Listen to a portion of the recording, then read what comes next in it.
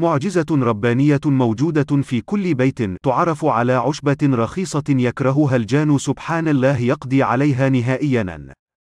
تعد عشبة ورق الغار من الأعشاب الطبيعية الشهيرة والمعروفة بفوائدها المتعددة للصحة والجسم، كما يستخدم في العديد من الوصفات العلاجية وكذلك وصفات الطهي المختلفة التي يكسبها طعم ومذاق مميز.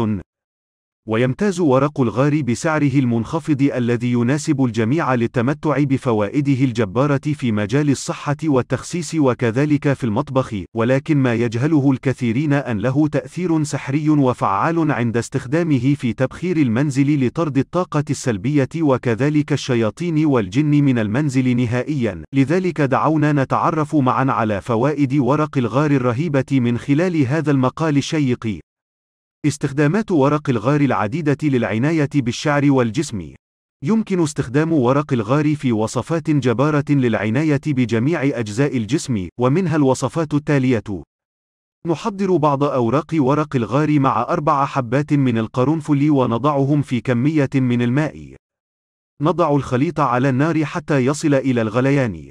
نصف الخليط ويضاف له ملعقة من العسل عند الرغبة في شربه كل صباح. كما يمكن استخدام هذه الوصفة على الشعر بوضعه في بخاخة ونوزع بها الخليط من الجذور حتى الأطراف للحصول على شعر ناعم وكثيف. فوائد ورق الغار الرهيبة في المنزل. يطلق على ورق الغار لقب العشبة المعجزة لما لها من تأثير قوي وفعال في طرد الشياطين والجن من المنزل والقضاء عليها نهائيا عن طريق حرقها مع البخور لتعطير وتبخير المنزل. لذلك ينصح دائما بتبخير المنزل بورق الغار مع تشغيل سورة البقرة، مما يساعد على طرد الطاقة السلبية والشياطين من المنزل نهائيا.